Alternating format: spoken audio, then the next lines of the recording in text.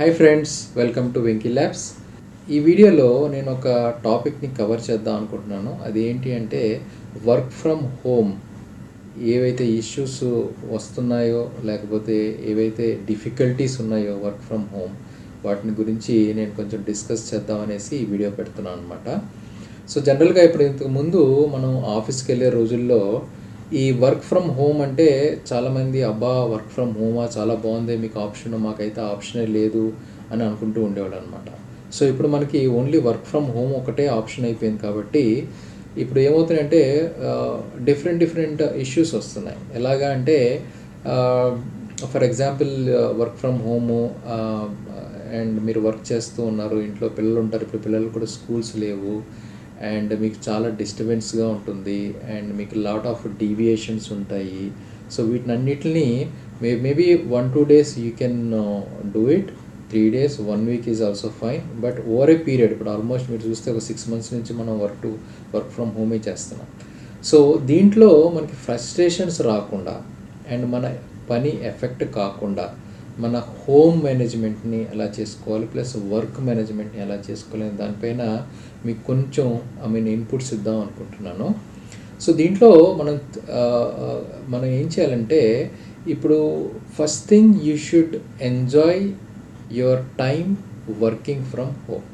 అది very very important. Okay, so మీరు దాన్ని ఎలా ఎంజాయ్ చేయాలని మీరు నాకు క్వశ్చన్ వేస్తే, ఫర్ ఎగ్జాంపుల్ ఇప్పుడు కిడ్స్ కూడా వాళ్ళకి ఆన్లైన్ క్లాసెస్ ఉన్నాయి. అలాగే మీ ఇంట్లో ఫర్ ఎగ్జాంపుల్ మీ వైఫ్ కూడా, మీ పార్ట్నర్ కూడా వర్క్ చేయొచ్చు లేదా వర్క్ చేయకపోవచ్చు. సో ఇదేంటంటే అంతా కంబైన్డ్ యాక్టివిటీ నడుస్తూ ఉంటుందన్నమాట. సో దాన్ని మీరు పర్ఫెక్ట్గా ప్లాన్ చేసుకోవాలి. ఆ ప్లానింగ్ ఎలా ఉండాలి అంటే, ఫర్ ఎగ్జాంపుల్ మీకు నెక్స్ట్ డే ఏం అపాయింట్మెంట్స్ ఉన్నాయో చూసుకోండి.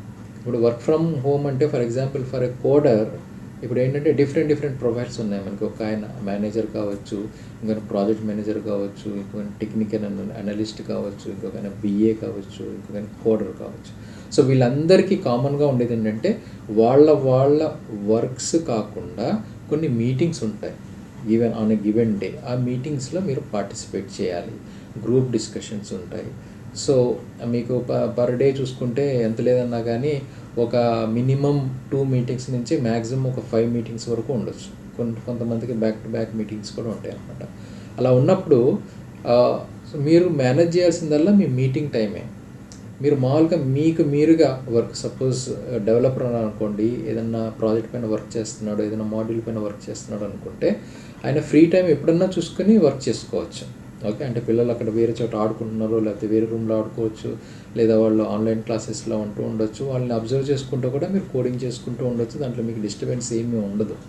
ఓకే, లేదా వాళ్ళు కొంచెం ఆడుకున్న వాళ్ళ తర్వాత కొంచెంసేపు పడుకున్న తర్వాత మీరు మీ పని చేసుకోవచ్చు, లేదా నైట్ టైం కూడా మీరు పని చేసుకోవచ్చు అనమాట. లేదా మీరు మీ వైఫ్కి కానీ లేదా మీ హస్బెండ్కి కానీ హెల్ప్ చేయాలనుకున్నప్పుడు కిచెన్లో మీరు ఆ పని చేసుకొని మళ్ళీ మీరు మీ వర్క్ చేసుకోవచ్చు. కాకపోతే మీకు ఎక్కడ ఇబ్బంది వస్తుందంటే, మీకు ఎప్పుడైతే ఈ ఆన్లైన్ మీటింగ్స్ ఉంటాయో ఆ మీటింగ్ మీరు తప్పకుండా అటెండ్ కావాల్సిందే, దాన్ని మీరు ఎస్కేప్ చేయడానికి లేదు. అండ్ ఆ మీటింగ్లో కూడా మీరు ఫోకస్డ్గా ఉండాలి, మీరు మాట్లాడాలి, బ్యాక్గ్రౌండ్ నాయిసెస్ రాకూడదు, ఇవన్నీ ఉండాలన్నమాట.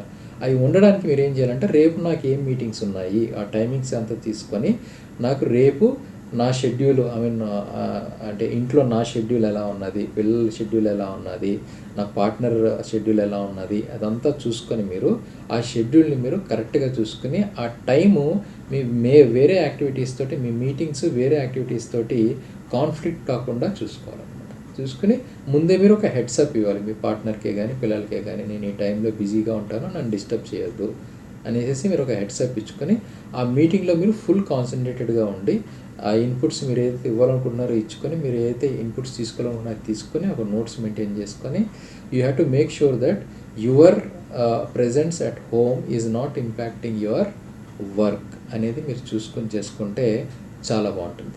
దీనికి ముఖ్యంగా పార్ట్నర్స్ ఒకరికొకరు సహాయం చేసుకోవాలి. అంటే వాళ్ళు హోమ్ మేకర్సే కావచ్చు, లేదా వర్కింగ్ పార్ట్నర్సే కావచ్చు. But both of you should cooperate with each other and help each other and make sure that the work is not impacted. ఎందుకంటే మన ఇంట్లో మామూలుగా ఇలా ఉండి పనులు చేసుకుంటున్నాం అనుకుంటే ఐ మీన్ అది just that is because of you are receiving kind of a salary at the end of the month. So bottom line ఏంటి అంటే money. So that is what is running your family. So you need to give a very very dedicated time to your work. Make sure that your work is not affected. At the same time you are enjoying your work from home. Okay, so దీనికోసము మీరు ఎక్కువ frustration కాకుండా you have to plan your day, you have to plan your meetings and you have to execute it as per your plan. ఇంకోటి ఏమవుతుందంటే ఇక్కడ ఒకసారి back to back meetings అయినప్పుడు చాలామంది ఈ బ్రేక్ఫాస్ట్ స్కిప్ చేసేస్తారు, లంచ్ స్కిప్ చేసేస్తారు, అన్ఈవినింగ్ టైమ్స్లో ఫుడ్ తింటూ ఉంటారు. సో వీటిని అలా ఎందుకు జరుగుతుంది అనుకుంటే, మరి ఫర్ ఎగ్జాంపుల్ మీరు ఆఫీస్లో ఉన్నారు అనుకోండి, లంచ్ టైం కామన్గా ఉంటుంది అందరికీ, సే 12 to 1 లేకపోతే 1 to 2. ఆ టైంలో జనరల్గా అందరూ బయటికి వెళ్ళిపోతారు, మీటింగ్స్ ఏం పెట్టరు. అలాగే బ్రేక్ఫాస్ట్ అలాగే మీరు బ్రేక్ఫాస్ట్ చేసేసి ఇంటి దగ్గర నుంచి బయలుదేరుతారు, లేదా ఆఫీస్కి వెళ్ళిపోయి మళ్ళీ బ్రేక్ఫాస్ట్ టైం కూడా ఉంటుంది. Something like 9 to 8 to 9, 9 to 9:30 అట్లా ఉంటుంది అనమాట. ప్లస్ టీ టైం అని సపరేట్గా ఉంటుంది, అందరూ బయటకు వచ్చి టీ తాగుతారు అలాగా. కానీ మనం ఇంట్లో ఉండేటప్పటికీ అలాంటివి ఏమీ ఉండవు. కాబట్టి ఎవరైతే మీటింగ్ షెడ్యూల్ చేస్తారో వాళ్ళు ఈ టైమ్స్ ఏమీ కన్సిడర్ చేయకుండా డైరెక్ట్గా మీరు ఒకవేళ అవైలబిలిటీలో ఉంటే మీ క్యాలెండర్ షెడ్యూల్లో మీరు అవైలబిలిటీ ఉంటే డెఫినెట్గా వాళ్ళు మీటింగ్ పెట్టేస్తారనమాట వాళ్ళకి కన్వీనియంట్గా. సో దానికోసము మీరు ఏం చేస్తారంటే అప్పుడు అలా ఈ మీటింగ్ ఇన్విటేషన్ వచ్చినప్పుడు లేదు నాకు కుదరదు అనేసి మీరు రిజెక్ట్ చేయడానికి ఉండదు. అంటే కొంతమంది చాలామంది మొహమాట పడతారు. అలాంటి వాళ్ళకి నేను ఏం అడ్వైజ్ ఇస్తానంటే మీ టైంని మీరు బ్లాక్ చేసేసుకోండి. For example me lunch time 1 to 2 is your lunch time. So 1 to 2 మీరు మా లంచ్ అవరను లేకపోతే ఇంకేదైనా అనేసి మీ టైంని మీరు బ్లాక్ చేసేసేయండి. సో దాట్ అవతల పర్సన్కి ఆ టైం మీ టైంని బుక్ చేయకుండా ఉంటాడనమాట. సో ఆ టైం మీకే ఉంటుంది. అలాగే ఈవినింగ్ టైమ్స్లో ఒక 20 minutes 30 minutes మీకోసం మీరు బ్లాక్ చేసేసుకోండి. So that no meeting will happen at that point of time.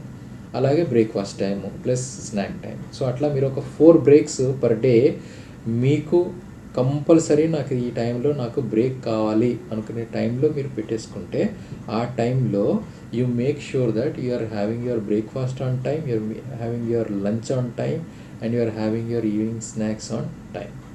అలా చేసుకుని వెళ్తే మీకు ఏమవుతుందంటే లాంగర్ పీరియడ్లో మీ హెల్త్ ఎఫెక్ట్ కాకుండా మీకు హెల్త్ ప్రాబ్లమ్స్ రాకుండా ఉంటుందన్నమాట. అలాగే నైట్ టైమ్స్ కూడా మీరు మీ ఆఫీస్ టైం ఏదైతే ఉందో ఆ టైంకి మీరు క్లోజ్ చేసేసేయండి. ఇంకా don't get in to any other meetings, don't enter in any meetings. ఒకవేళ ఏదైనా సూపర్ అర్జెన్సీ వచ్చి చేస్తే తప్పితే బై డిఫాల్ట్ సరేలే నేను ఇంట్లోనే ఉన్నాను కదా, okay evening night 7 o'clock meeting I'm fine, 8 o'clock meeting I'm fine అని మాత్రం పొరపాటును కూడా చెప్పవద్దు. Because that time belongs to your family. No doubt you are at home, but still you need to give your time to your family. Okay, so మీరు మీ office టైమింగ్ని పర్ఫెక్ట్గా follow అవ్వాలి. Suppose your office time is 9 to 5 or 9 to 6, you follow in that time. After 6 don't entertain any meetings until unless it is compulsory or mandatory by some kind of an urgency. So ఈ principles మీరు పాటించుకుంటూ work చేస్తే I'm damn sure you will enjoy your work from home and you can work from home for many days to come. Okay, so I hope you understood this concept and మీకు ఈ video నచ్చినట్టయితే డెఫినెట్గా share చేయండి and me అభిప్రాయాలని comment చేయండి and Venky ల్యాబ్స్కి subscribe చేసుకోండి. Thank you for watching this video.